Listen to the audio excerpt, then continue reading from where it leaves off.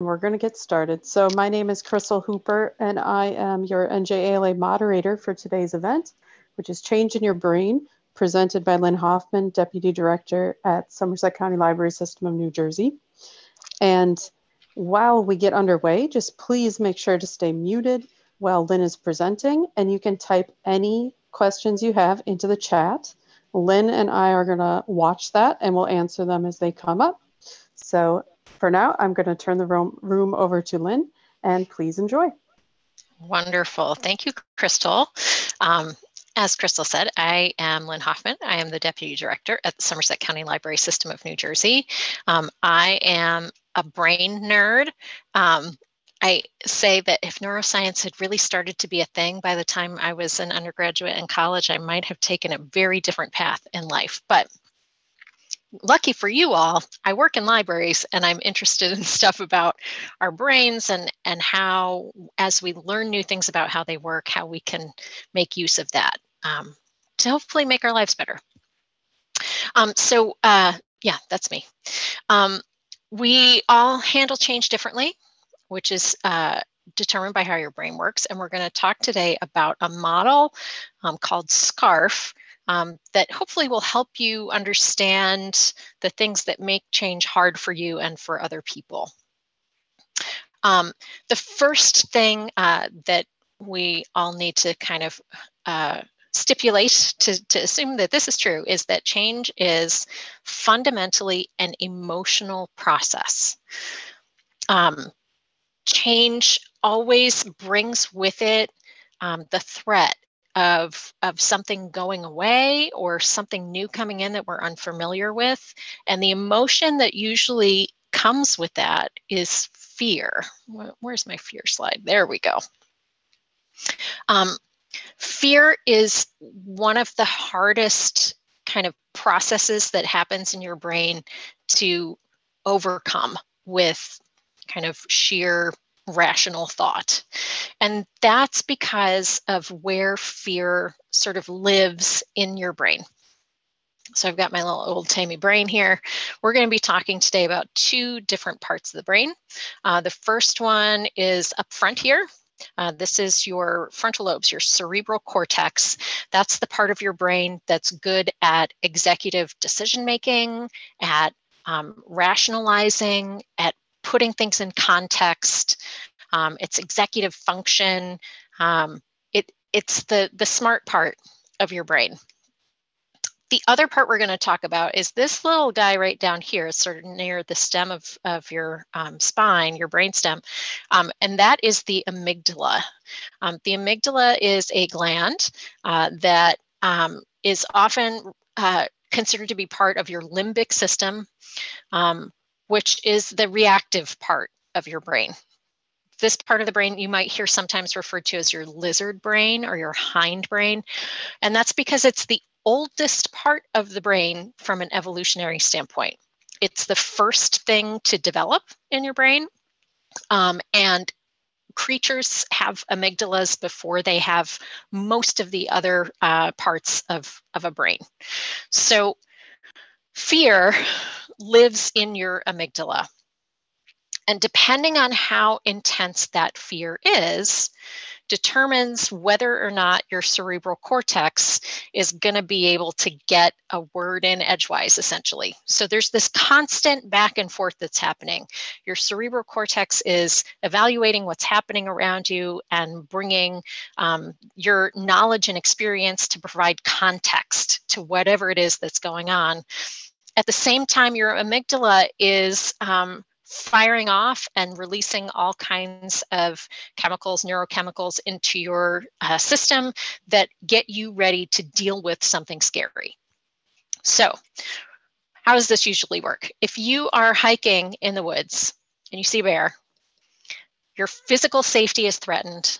So your amygdala fires off, it goes nuts. It releases cortisol and adrenaline into your body, which fuels the fight, flight, or freeze response. It pushes blood flow to your major muscle groups to get you ready to actually do that fighting or flighting. It basically takes all of the available energy in your brain and uses it up to deal with whatever the threat is that's in front of you. So even if your frontal lobes could bring any helpful executive decision making or context, there's no energy available for that other part of your brain to tap into to even bring that to the table. The amygdala just takes over. There's a term for this called the amygdala hijack. And I'm going to drop a link in the chat to an article if you're interested in figuring out what the amygdala hijack is all about. It's estimated that depending on the intensity of the threat that you're feeling, that amygdala hijack period can take anywhere from a half an hour to 3 or 4 hours to ease off and for energy to be freed up so that your brain can do things other than just respond to a threat. Context is important though. So if you're hiking in the woods and you see this bear, you might react in one way. If you are at a zoo, however, and you see a bear, this is the black bear exhibit at the Houston Zoo, for instance, the bear is still there, still a very large mammal, but because you are protected, you're behind plexiglass, you might actually have some brain power to be able to read the descriptive information about bear migration habits and their habitat and all those other things that you might learn when you're at a zoo. Your amygdala still might fire, but only a little bit. And your brain can use its resources, its energy for rational thought and higher level cognition. In addition to handling fear, the amygdala is involved in other things too. So the amygdala helps you to avoid things that are threatening, but it also pushes you to seek rewards. So back, in Neanderthal days, physical safety was the thing that was important. So we would seek out things that would assure our physical safety.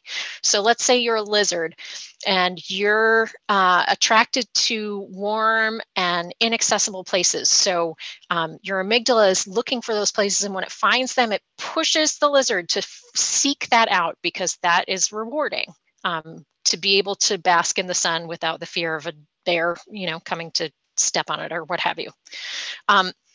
Even if that threat isn't right in front of the lizard, the possibility of a threat, so scent or vibration, might still signal that threat, and your amygdala is going to help you avoid those threats. There is a reason that the avoid side of this little diagram is much bigger than the seek rewards side of this little diagram. And that's because threat avoidance is always going to be stronger as the reaction than seeking reward. So, basic neuroscience, what does this have to do with change and you? So there's a fabulous author, his name is David Rock.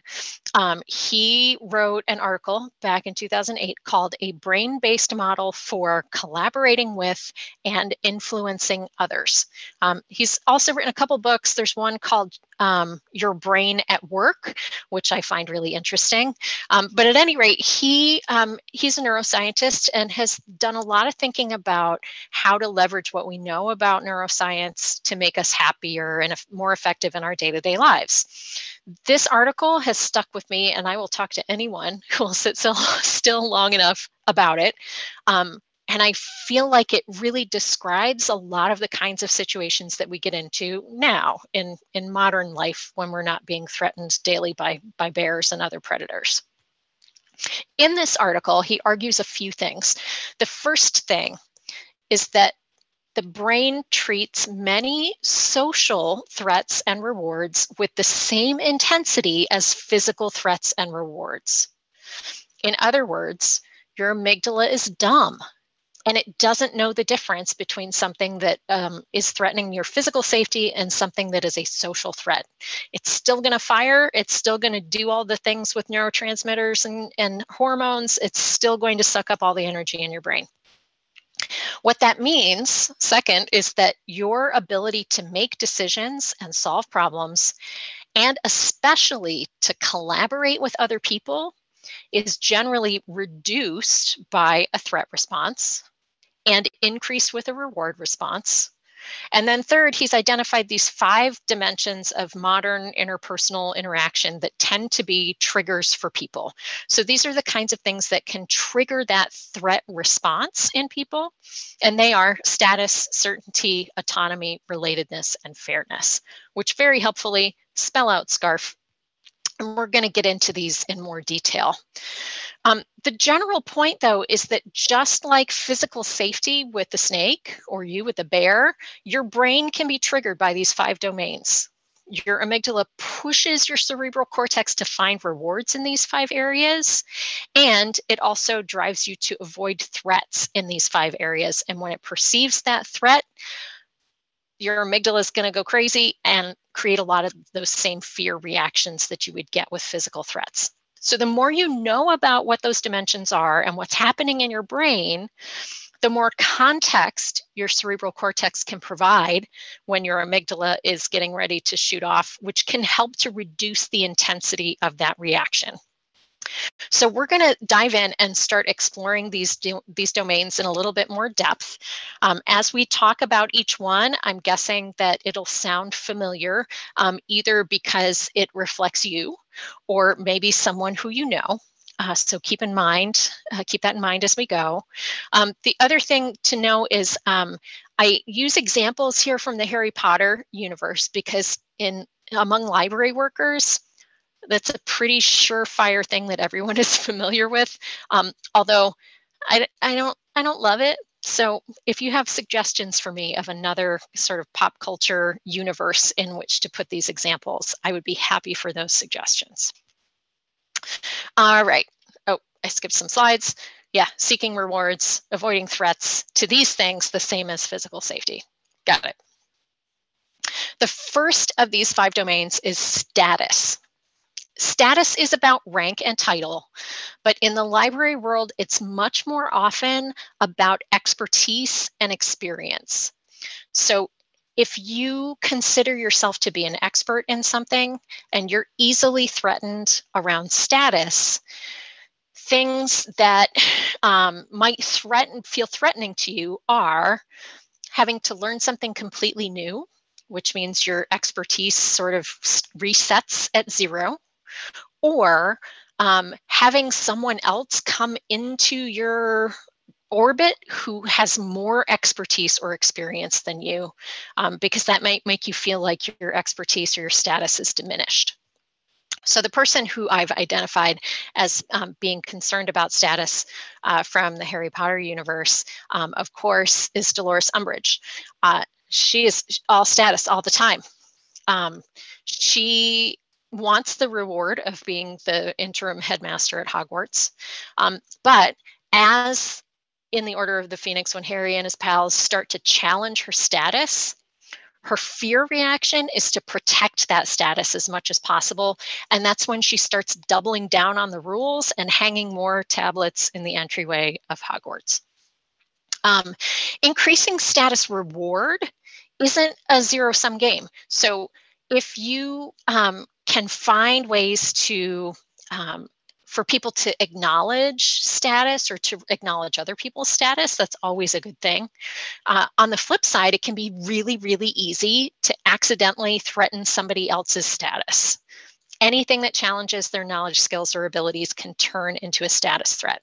So I have a story. I was a brand new baby librarian, been on the job for like 2 months, and I worked at the Allen County Public Library in Fort Wayne, Indiana. They have a large main library.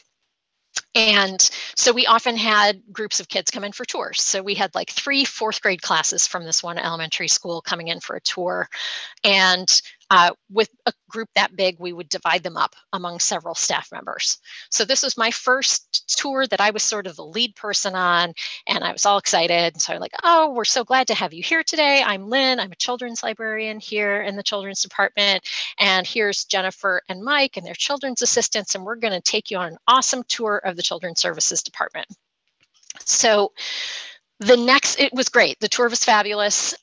In Allen County, they have this very large closed stack collection in the basement with compact stack with like electrical buttons and whatnot. Like that's always a key thing for fourth graders, particularly boys, to talk about how you might get squished inside the compact stack. At any rate, the next day I came in and my boss called me into her office and she said, so you may not realize that you even did this, but when you referred to yourself as a librarian and Jennifer and Mike as children's assistants, they felt like you were trying to say something about your expertise compared to theirs. And you probably just don't realize that you did it. She was right. I didn't realize that I did it at all. In fact, there were a bunch of things in the way that we did stuff that sort of reinforced this hierarchy thing. But let's be honest, I had been a librarian for a hot second, and both of these folks had been working in the children's department for many years before I had. This is my first tour.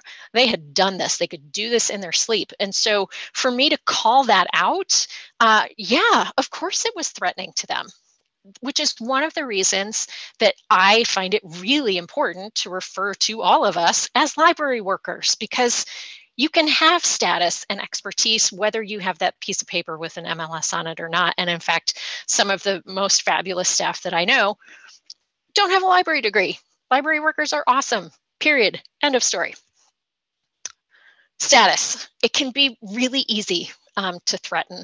One of the things that's interesting about library work is that because we don't have corner offices or like executive washrooms or special VP titles or bonuses, it can be the subtle things that help us define who has status and who doesn't, which can make starting at a new organization a little bit tricky, trying to figure out where those pitfalls might come.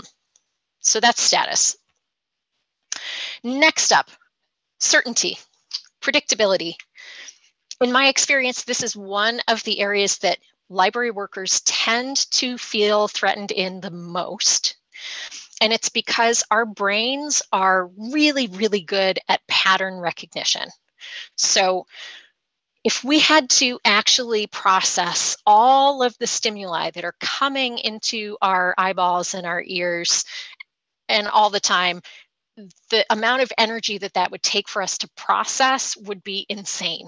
So we look for patterns. Our brain finds patterns and ways to sort of shortcut around having to deal with all of those things at the same time. That's how you can drive from work back home again and not really have an awareness of having decided to turn right at the point that you're supposed to turn right. It's sort of an automatic pattern of behavior that allows your brain to function without just going into overload all the time every day. What happens though is that when things change, our attention gets focused on the error, the thing that doesn't fit the pattern, which tends to pull us out of other brain functions. So this can come up when people don't know what's going on, or when something that they've done for a long time suddenly isn't the same as it's been forever and ever, or when they don't know what's going to happen next. My poster child for certainty in the Harry Potter universe is Cornelius Fudge, the Minister of Magic. The foundation of his belief about the world is that Voldemort is dead, end of story. So as he is presented with more and more evidence to the contrary of that, he has that third fear response. He freezes. He basically puts his head in the sand. Will not hear any of that evidence. He just wants to pretend it doesn't exist. That's a really common response to a certainty threat. That feeling like I'm just going to pretend that things aren't changing because that's a lot more comfortable and I'm going to stick with it that way. Increasing certainty is all about communication. So if you can help your colleagues, your coworkers by capturing the questions that they have about what's uncertain, or even be able to say, I don't know the answer to that question right now, but I can find out. That's going to actually be reassuring. The absence of information, the assumption that you're withholding information, can be much more threatening than just saying, I just don't know the answer to this question. It's kind of an interesting thing. All right, next up, autonomy. In almost all organisms, including single-celled organisms, the amount of control that that organism has over something that's stressful is a huge determinant in whether that stress alters the way that organism functions. In other words, inescapable or uncontrollable stress can be really destructive when, if you introduce the same stress, but there's a way to escape it or control it, much less stressful. The mouse with the shock and the pellets and the whatnot, like if the mouse has the ability to determine that it's not going to get shocked if it doesn't hit the button to get a mouse pellet or whatever, like that's okay. I'm not that anyone loves being shocked, but like it's much less stressful than having no control about what happens to oneself. The problem with autonomy is that we live in a society and we work in organizations or on teams, and that inherently comes with a need to give up some of one's own personal control. Being able to make decisions about what's happening around you is not always possible. However, if there are at least some choices in the context of whatever that organizational control is, that can really help a lot. If people are clear about what parameters they have in order to work autonomously, that can really help a lot as well. Albus Dumbledore is an autonomy guy. He doesn't want people messing with him. He doesn't like to be told what to do.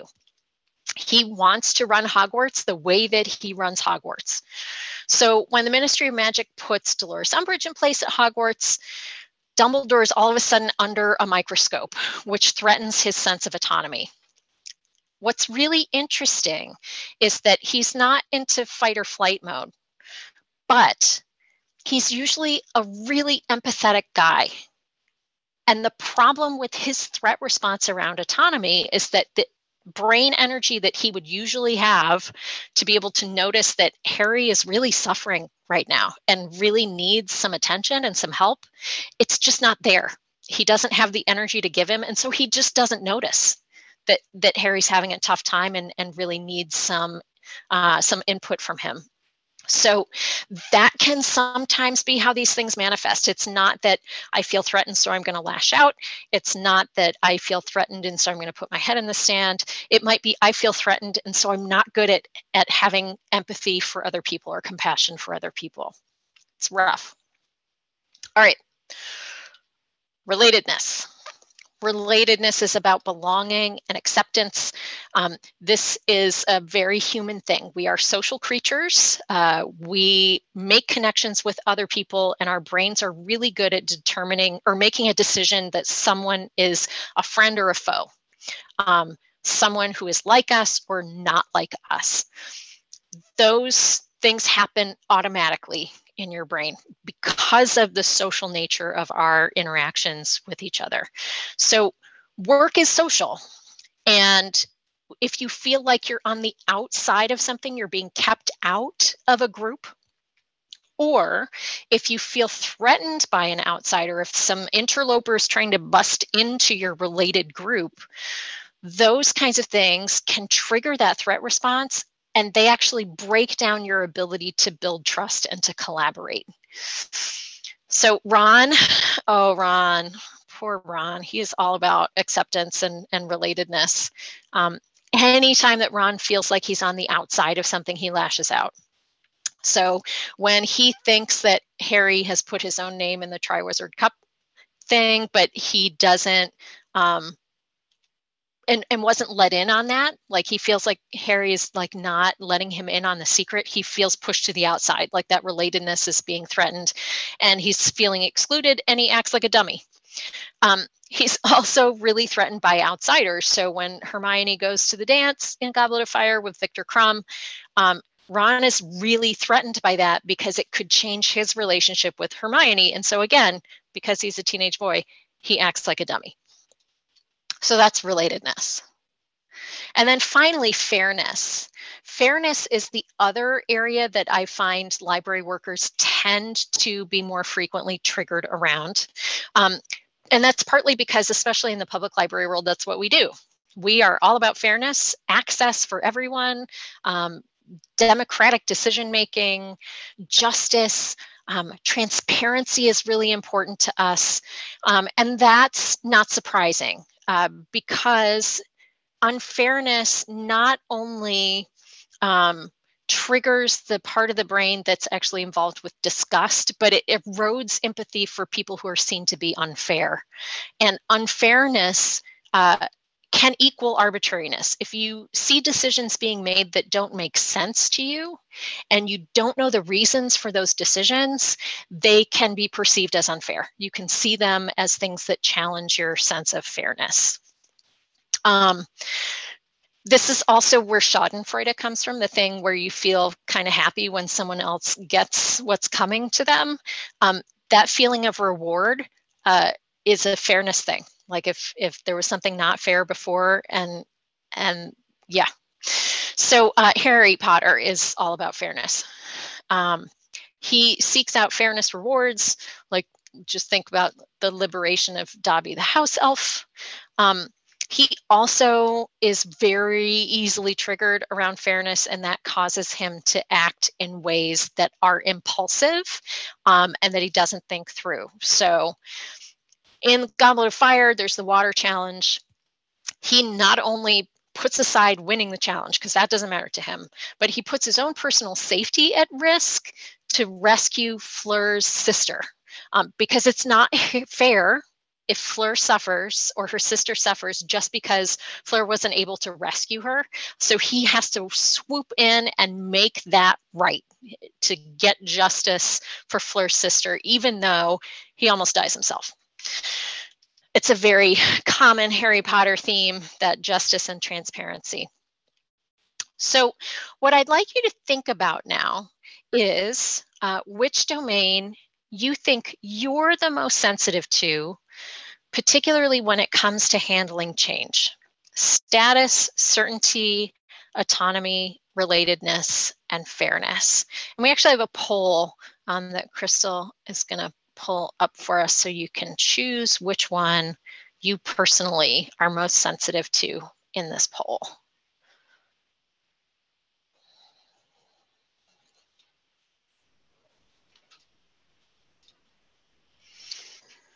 Questions or answers are coming in. And wonderful. So far, they are tracking with the areas that you identified in the presentation. Yeah. I'm always a little relieved when that happens. But I've actually done this presentation with, I counted it up, it's over 1,000 people at this point, and library workers, and it's held true. All right. All right, we almost have everybody. So thank you for doing that. I'm going to end the poll just so we can move along and share the results here. Yeah, certainty and fairness were the top two for sure. With status and autonomy being lower down on the list. Autonomy is actually my personal trigger around change. If I don't get to put in my 2 cents, or if I don't have some control over a part of how something is going to happen, that tends to be triggering for me, and I tend to be resistant. Whereas if I get to participate in the change, or if there's a way that I can put my own personal stamp on it, that helps clear things up for me considerably. So you can go ahead and close that out. As we were going through those 5 areas, I'm wondering too if anyone thought of any of your colleagues or coworkers, or even anyone at home who fit the bill on those. Feel free to throw something in the chat. Don't name names, because we're all friends here. But for instance, there's a person who I work with who is like so predictably threatened around status. It's not even funny. And one of the ways that that comes up is if we're rearranging job duties and there's something that this person sort of has control over, and we're going to take that away, this person sees that as an attack on their expertise or their ability to do that work, and are threatened around status. Super big time. All right. The pandemic triggered all of these things for us. So just to give a real world, like tangible example of what this looks like when things are changing. So if your thing was status, then the pandemic, the situation might be a threat, because if we're all closed, our buildings are closed, we have to learn a whole new way of providing service, and maybe I don't feel like I'm an expert anymore, or I don't like feeling like everyone is on the same level with that expertise. If everyone has to learn something at the same time, that makes me feel uncomfortable. If certainty was a trigger for you during the pandemic, man, I am so sorry. That was rough, because it was just a period of time when no one knew anything. From one day to the next, conditions changed, and it was hard to have any kind of certainty or predictability about almost anything. Fortunately, lots of us were in the same boat at the same time, which is not always true for a change situation. The pandemic was unique in that we all experienced it at the same time. We all experienced it. Nobody was kind of outside of being affected by that. And everyone had access to the same information. In some cases, there wasn't a lot of information, but that universality of the experience is really unique. It didn't make it any less difficult. Autonomy, if I have limitations being put on how I do my work, or requires me to do something that I don't think I need, that might trigger my feelings about autonomy. There were a few things in executive orders from the governor's office that just did not make sense, and that were not the choice I would have made, and that was really frustrating. If relatedness is your thing, then your social connection to your colleagues or to your patrons might be an important part of feeling good as part of your day. And if you don't get to see those people face to face, that all of a sudden takes the relatedness out of the equation, and that can be really threatening. And then fairness, especially when we all started to come back to our libraries, was also a really tough thing to navigate. Some jobs in the library, you're at the ground level and you're working with your customers or students or patrons. Other people have work that doesn't require that, which means that our experiences are going to be different when it comes to coming back with PPE or with other precautions in place. And if fairness is something that you're easily triggered around, the fact that there are these very different experiences that people are having for what feel like arbitrary reasons could feel extremely threatening. Now, an interesting thing about SCARF is that it's not one size fits all. This isn't like a DISC assessment where you find out that you're blue and that's sort of predictive of how you're going to behave in certain situations. Certainly one of these areas is going to be stronger for you than others, but it can be situational. So we don't have a poll for this one, but I want you to think about it. And if you're comfortable with it, go ahead and share in the chat which domain is usually your trigger when it comes to your life at home. I will share with you that at work, I'm fine with uncertainty. In fact, I am known at my library as being really maybe a little too comfortable with change. I take it too much in stride. It's easy for me to forget that not everyone likes the unknown, but I love a good gray area. I love ambiguity.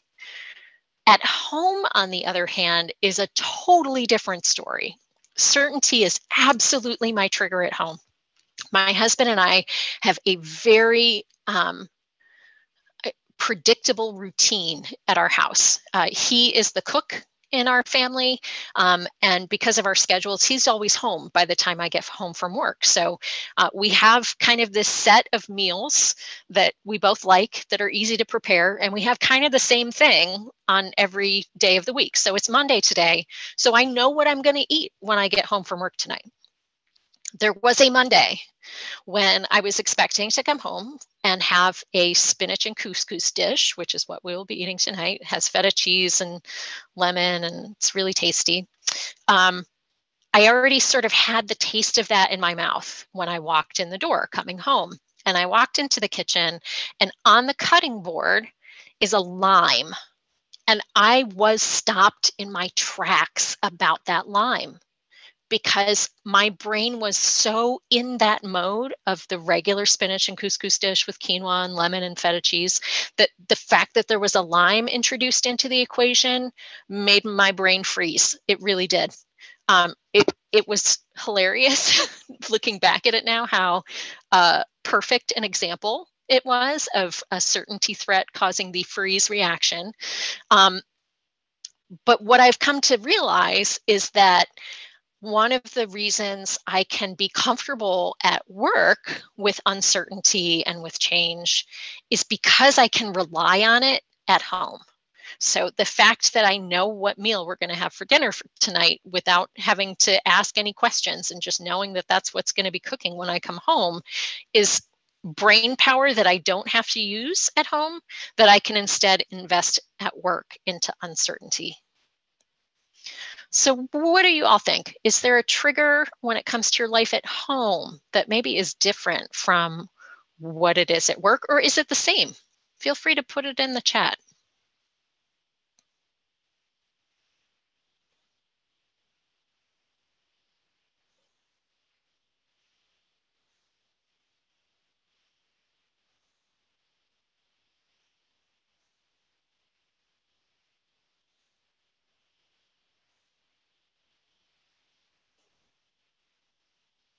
Oh yeah, fairness at home. Nothing is fair when it comes to kids. Yeah, we're going to get to that in a second. Fairness is actually my husband's big trigger. He finds it really difficult to watch TV shows where there's a bully, whether that bully is like an individual person or whether it's like a government. He can't deal. Like he just gets really stressed out. Got autonomy at home. You like to have domain over your time and space. I can understand that, Shadar. Relatedness at home. I have teenagers. Yes.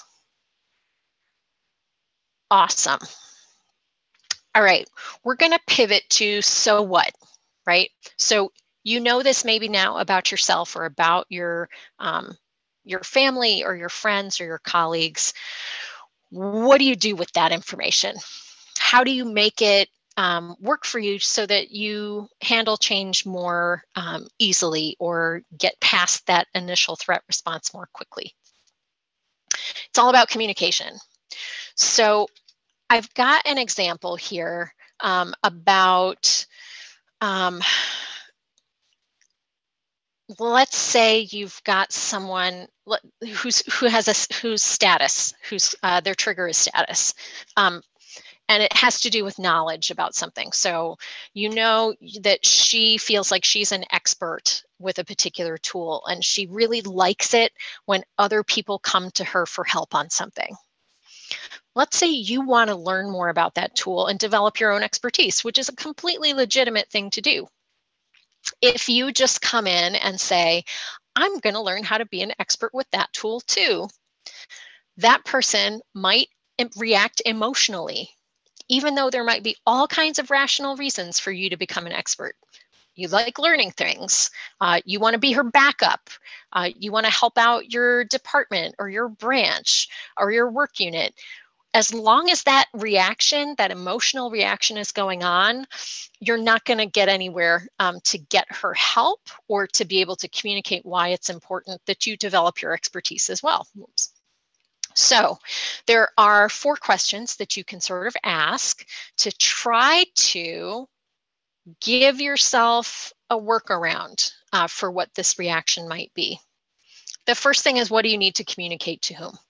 In this case, I need to tell this person who has expertise that I would like her to share her expertise. What domain might it trigger? We got it, status. What's the likely reaction?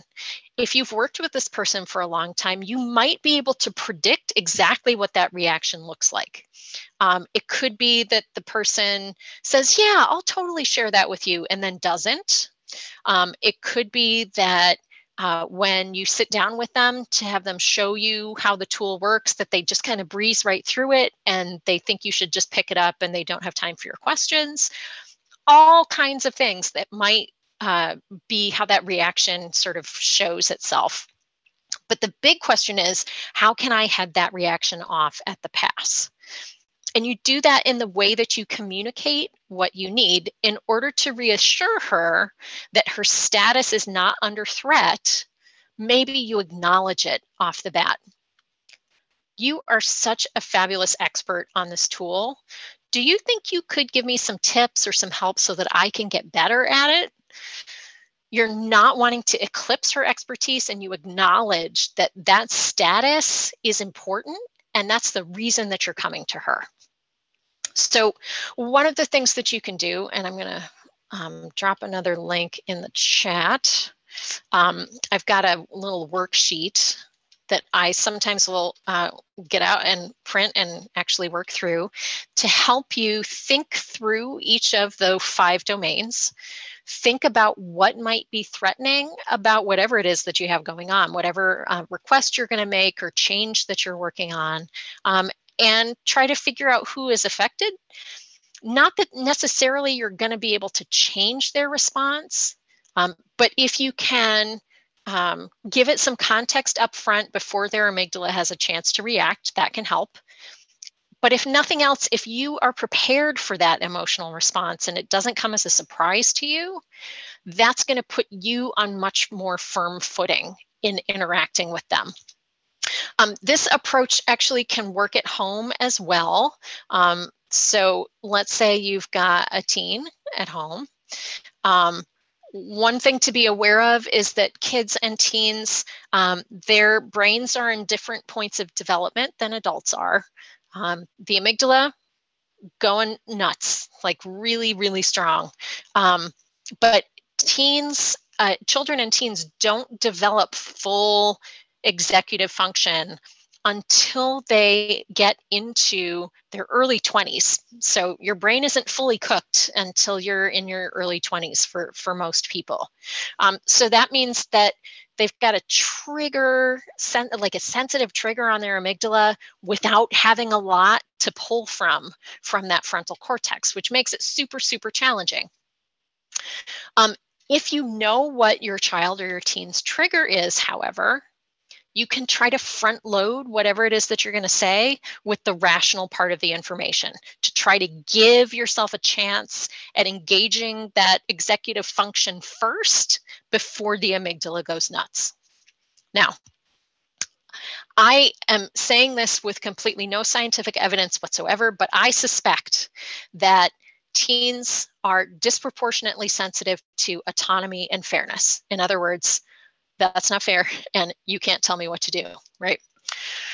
So let's say you really need your teen to stay home tonight and watch their younger sibling instead of going out with their friends. And you just say, I need you to stay home tonight and watch your younger sibling instead of going out with your friends. The reaction that you get might be, that's not fair, or you can't tell me what to do, depending on what that teen's trigger is. However, if you front load with the reasons, then you have at least a little bit of a chance at giving your teen's frontal lobes a chance to get in on the action. So I have been feeling really stressed out, and I really don't want to snap at you or your younger sibling. I really need a break. Would you stay home tonight and watch your younger sibling instead of going out with your friends? You're giving them a chance to engage their empathy muscle first before you ask them to do something that they may perceive as being unfair. You're also giving them the illusion of autonomy. And I say the illusion of autonomy, which sounds kind of manipulative, but I use those words on purpose. So would you stay home tonight and watch your younger sibling instead of going out with your friends? Obviously, you're the parent, you are the boss. So this is not really optional. And if they say no, you're going to say, I'm sorry, you need to stay home tonight with your younger sibling instead of going out with your friends. But having the appearance of being able to make a choice about what happens to oneself as a way to exercise autonomy can often be enough to get past that reaction. It's kind of amazing. So that's the formula. What do I need to communicate to whom? What domain or domains might it trigger? What's the likely reaction of the person? And is there a way to head that reaction off at the pass to try to engage rational thought or empathy first before sharing the information that might trigger that amygdala response? So that's what I got. I'd be interested to hear if you have any questions or ideas, especially talking, Jennifer Rojas, earlier you had talked about relatedness at home and having teenagers. This is not a foolproof method of parenting, clearly, but if it helps you sort of understand what's happening with neurochemicals and the brain,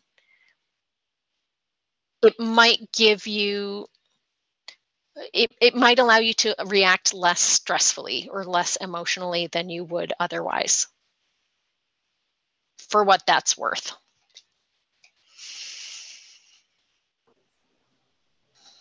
Thank you so much, Lynn. There are no questions in the chat box yet, but if you would like to ask anything, feel free to unmute or to type it in there. I know this is I've heard you give a talk similar to this several times, and I always take away something different from it or a new perspective. Yeah. So thank you for doing this again today. Sure. My pleasure. I nerd out about this stuff. I don't know if y'all can tell. And just having a framework, a way to think about it differently I find really helpful. Even if it doesn't predict things perfectly, it just kind of gives you a different way to make sense of what's happening in the world around you.